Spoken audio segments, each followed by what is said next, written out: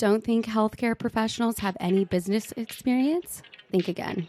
No topic is off limits as we share tales from our brave hosts who will always tell it like it is. We are #NoFilterHealthcare. Here to guide you through your healthcare journey are your hosts, Taylor Dunn and Tamara Donda. We want to thank our sponsor, Uptime Health, the leading healthcare equipment and compliance management software company, for bringing this podcast to fruition. Visit uptimehealth.com to learn more.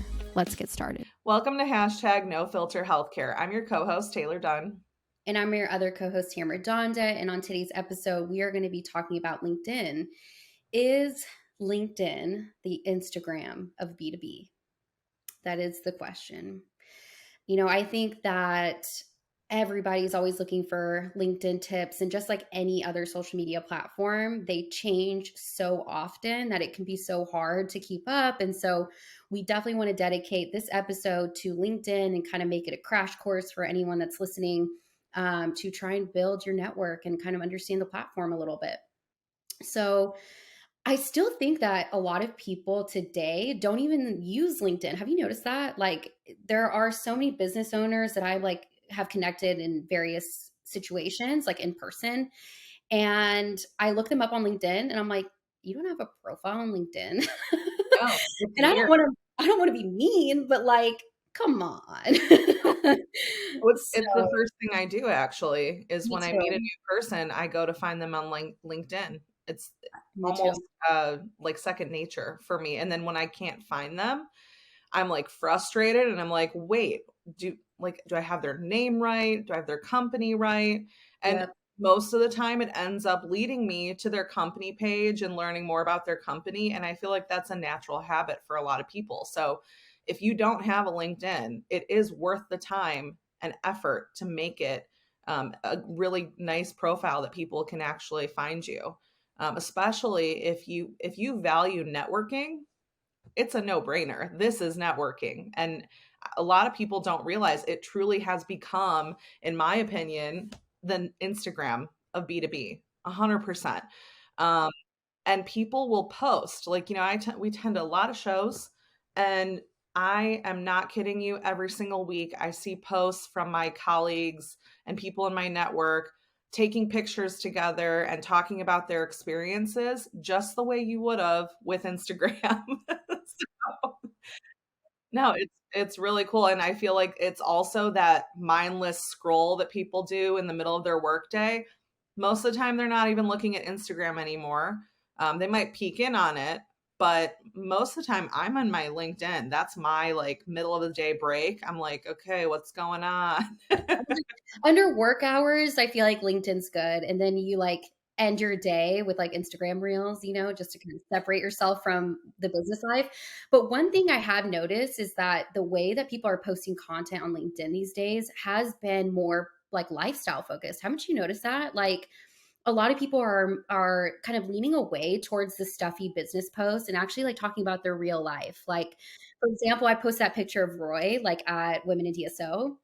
And it gained like all this traction. And I was like, whoa, it's just this, you know, photo of my son in front of a sign. But at the same time, like, that's what people want to see. They want to see the real life, the person behind the brand. We talk about this all the time. And I feel like LinkedIn is definitely leaning on that side of content. So I love to see it because, of course, it's a way for you to separate from your workday a little bit, but also kind of maintain those relationships too. Yeah, you're building trust with people without even putting any effort into it because they're understanding who you are as a person and what you value. With that post about your son, people are like, she has a family. She values her family and the time that she spends with them.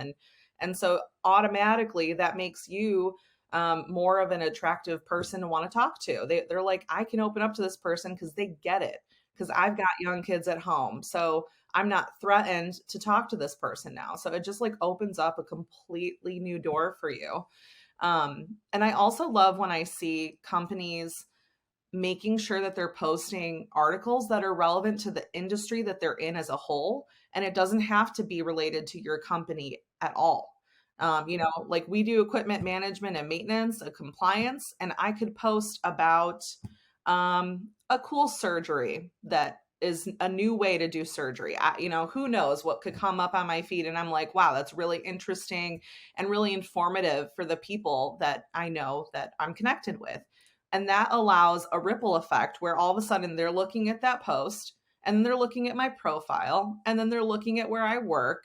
And now they're interested in looking at my company. So, you have to think about it in a different way, but it's completely a mindset you have to kind of switch to, that this is a way to draw attention to like-minded people. Absolutely. And sharing is not the only way to do that, right? Like a lot of people think, oh, I just need to share, ample amount of content all the time. And that's not the case. Go on to those companies. Like you mentioned, if somebody were to post something really interesting about a new surgery, great, we'll comment on it, like tell them that you really enjoyed it, let people know. I think comment interactions have to be the most substantial, in my opinion. It's a way for you to also get more eyes onto your content too, by participating in other conversations. So for example, like if you are looking for a potential new hire, right? So LinkedIn's great for that, for recruiting purposes. um, there's a way for you to also see, like, hey, this person is really interested in a job or is out of a job and posted on LinkedIn about it. Comment on it, let them know that, like, hey, we're always looking to hire. Like if you're interested, send me your CV, or PM me, private message me, and we can get in touch. I think that there's a level of engagement there that you have to really just know that you need to participate. It's just like conversations in person. You need to have a two-way conversation. It's the same way on social media. Don't look at it just one way. Right. And also, I noticed, like, for me personally, I didn't use LinkedIn up until about 2 years ago. I had a profile, but it was the basics, like, hardly had any information about me. I don't even know if it had a profile picture. And if it did, it was super outdated. So, and then I had a coworker of mine come up to me and be like, hey, you should probably put some effort into your LinkedIn, because I came across it the other day, and like there's nothing on there. I'm like, oh, seriously? Like this matters? And then honestly, it has really helped me from a networking standpoint. And just having as much information filled out as possible. I am sure there are things on there that I'm constantly having to update. However, it is a full profile. Like you go to my LinkedIn and everything that I can think of is filled out in some capacity. And also, people are truly looking to see how many people you're connected with. I notice if people have under that 500 plus mark, my, instantly I am triggered to think they don't use their LinkedIn. Isn't that the weirdest thing? Like, I truly, that's like naturally, to me, I'm like, they don't use LinkedIn if they have less than 500 people. I don't know. It's just a mental thing. I don't know. Do you do that too? I don't. It's just like that Instagram check mark, like that Yeah. verification, you feel that and you're just like, okay, you got to have Right. that. Yeah. No, so I mean, um, make those connections. yeah. Oh, yeah. And I think we are kind of leading into that in the direction of this conversation for best practices, because we are the type of people that we want to give you key takeaways, right? We talked about obviously the importance of LinkedIn, and we definitely think you should be on it if you are anyone in the United States or even outside of the United States. You need to be on LinkedIn. I was going to say anybody that has a job, but really, no, you can have no job and still need to be on LinkedIn, because that's how you find a job. So get on LinkedIn. I think it's already just an important thing to do. So moving forward into best practices, we talked a little bit about optimization, and there's certain techniques that you can do on your profile. And obviously LinkedIn is expanding every day, so even this episode may be outdated. But looking at your profile, there's certain things and keywords that you can apply. So really look at your profile and almost do an audit, right? Am I telling people what I do? Am I telling people what I'm good at? And if I'm not, remove it, because you really don't need unnecessary information about your previous job history if it doesn't pertain to what you're doing right now. Like, for example, I am like many other Americans and have gone through sales specific roles that were just not in my industry. They didn't provide me much, value in my life other than the experience, right? For me, it wasn't necessary to include all of those other, previous roles that I had during college, or, as a server or a waitress, because in my role and now it just didn't pertain to that. Like it didn't match up. So don't feel the need to display every little thing like your CV. Don't think of LinkedIn as your CV. Think of LinkedIn as a way for you to put yourself forward as a thought leader, right? So, what are you really good at? What do you know? And what do you feel confident about? On the day to day, and put that, in your tagline or in your keywords as your service offerings. Make things more human centered, right? So the content is not just I do branding. So please, by the way, do not look at my LinkedIn profile. I Please do not. You guys, I spend so much time doing things for other people that I do not have time to do things for myself. I wish I did, and I would. Trust me, I'm telling myself right now I should be doing that. But definitely, make yourself out to be the person that you are and put that forward, right? So make sure that you are letting people know what you do now. Be relevant, right? Even if you have to update it, just like you would a status on AOL. I don't know if we have any millennials listening to us. You would change your status on LinkedIn, your little tagline regularly, let people know what you're up to, because you never know if somebody stumbles across that and says, oh my gosh, they're looking to get a new job. Well, great, I'm hiring. So there you go. Right. And it's constantly something that you will evolve. It's so, you don't change it for a year and then be like, okay, I'm good now. You have to always update it and be relevant, as Tamara said. It honestly will take you 10 minutes if you really think about it, but it's an important step. And then also going back to like the connections that you're making, and building that network of, 500 plus.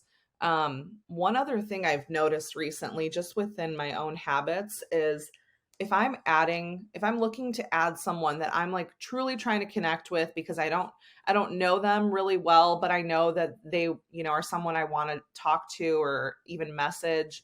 And I might have met them maybe one time, so they don't really know me that well. Um, I am, if I have connections with them, they are more willing to accept my invitation to connect.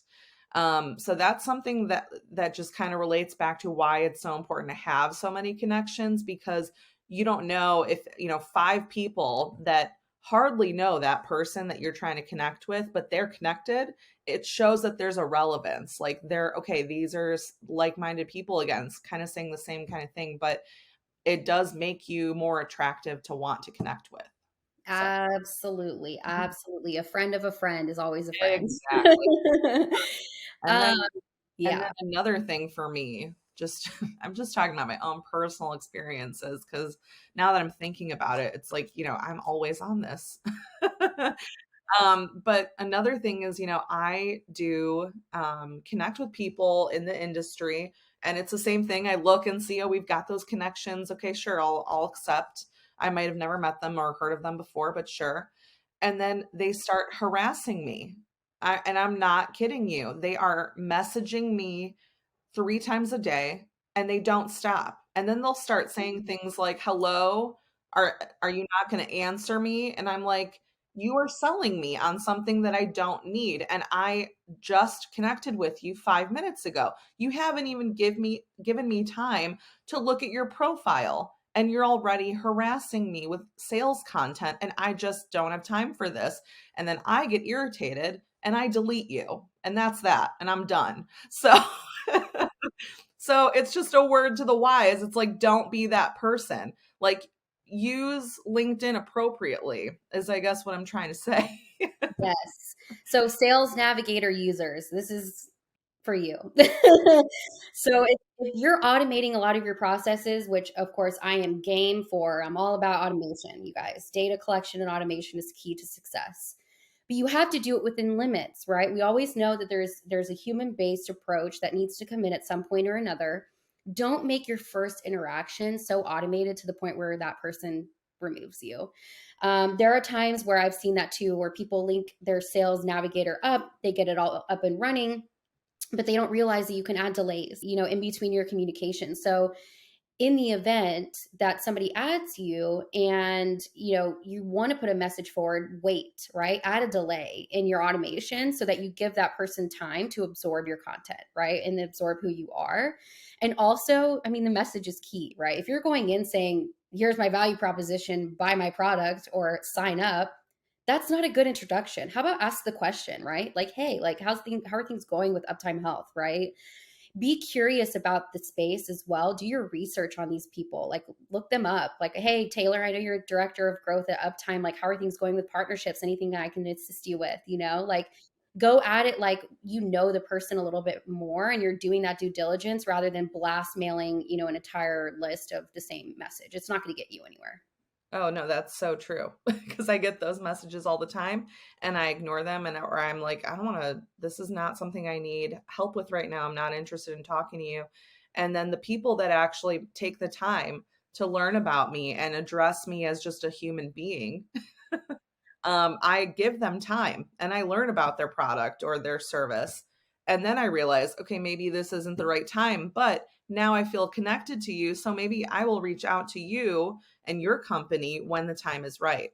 It's just, take that extra step. Connect. I always say this, connect and comment. So don't connect and message, connect and comment. And what that means is don't go in directly into their email. Like, don't do that. Go to their profile, see what they've posted recently. Let them know that you listen to them, that you see their content, and that you appreciate what they're putting out. Ask some questions, right, in their content, because that shows a level of interest and it shows that you're taking your time out of your day to do that. And that goes a lot further than trying to, push in mail messages. So definitely connect and comment. I love that. That's going to be our hashtag, isn't it? For today, it's hashtag connect and comment. And it really brings up an amazing point as well. Like you can do all of these things, but are you tracking it? Is the question, right? Use LinkedIn analytics, right? Make sure that you are accurately assessing your data as well, especially if you're in Sales Navigator. It's got really awesome capabilities, but if you're not using that data to your advantage, you are definitely underutilizing the tool. So, unlike, or I guess alike every other social media platform out there, data is key, right? And so they're providing you with so much information about people. Use it, right? Use it to make better decisions, to make better connections, and to also further your reach, on LinkedIn. Right. And another thing to just think about. So when you're trying to grow like a company page, like for Uptime Health, we're always trying to increase our followers like any other company would. Because we're putting tons of content out and we want people to see it. And so a good way to do that, especially as you're starting out, I recommended our entire company take a moment to go on their LinkedIn and invite their followers or their connections to follow Uptime Health. And there is a very simple way to do that. And I'm not going to explain that process here, but if you Google it, it does tell you step by step how to do that. And it's very simple. It'll take you 10 minutes at the most if you have a ton of connections, but I think there's a limit at 100 that you can invite. But you can continuously do that. If you even set yourself a reminder like every month to go in and do that, you'd be amazed at how many people actually click follow because they're like, oh, sure, whatever. It takes me 2 seconds and it becomes a notification for them. Instead of having to go to your page and hit the follow button, it's literally a notification that has follow right there, and they click it and they go. And then look, you've just, engaged them to see your content now. So Yeah, and sometimes you'll find that, if you're a sales representative, a lot of your prospects or your clients will connect with you originally before they go to your company profile. So it's always good just to do your due diligence there so that they can see, what the company is doing, and make sure that you as a sales rep are going in and reposting and resharing things from your company as well. Be proud of what your company is doing. I think that is also a key takeaway. Um, but yeah, overall, I think LinkedIn is a great, great platform if it's utilized correctly. And so I do think that, join the groups, get involved. I read something earlier that I think is great to say towards the end of this podcast. And it was an article that mentioned that repurposing content is great. And I thought, wait a minute, repurposing content is great. What does that even mean? literally you create thousands and thousands of content, and you are realizing as you scale your network that your pool is getting larger and larger, and the people that you just added didn't see the stuff that you had months ago. And if it's still relevant and it still applies into the industry, repost it, repurpose your content. Otherwise, you are creating so much work for yourself. So if there's a relevant blog post that's gaining a lot of traffic, from Google Analytics, even if it was done a year ago, repurpose it, because you never know how much that's going to get engagement from your new, connections there. So definitely repurpose That's so and smart. recycle. I feel like people forget that Mhm. you have new followers. They haven't seen your old stuff, and oh my God, I love that. Repurpose, recycle, connect, comment. Look at that. I feel like we're talking about saving the earth or something. Repurpose, Honestly, recycle. recycle your work, don't put just like you said, don't spin your wheels on doing things so many different ways. Repurpose things that you've already done. Why let that content go to waste if only 5 people saw Right. Exactly. Well, we could continue talking about this, but I think it? we made our point here that LinkedIn is important. So everyone needs to sign up or take a look. Take a look today. Take 5 minutes out of your day and look at what you're putting out there and spend time engaging with people, because it does end up being really worth it for even for your company, even just for your own networking, because it doesn't matter whatever your role is in your company, it's going to matter who you're connected with and who you're engaging with, and it's going to help you in your career. So, well, thank you to everyone for listening to today's episode. If you'd like to learn more about Uptime Health, our sponsor, you can go to uptimehealth.com. And don't forget to subscribe to our podcast or comment below if you have any questions for us. Thank you.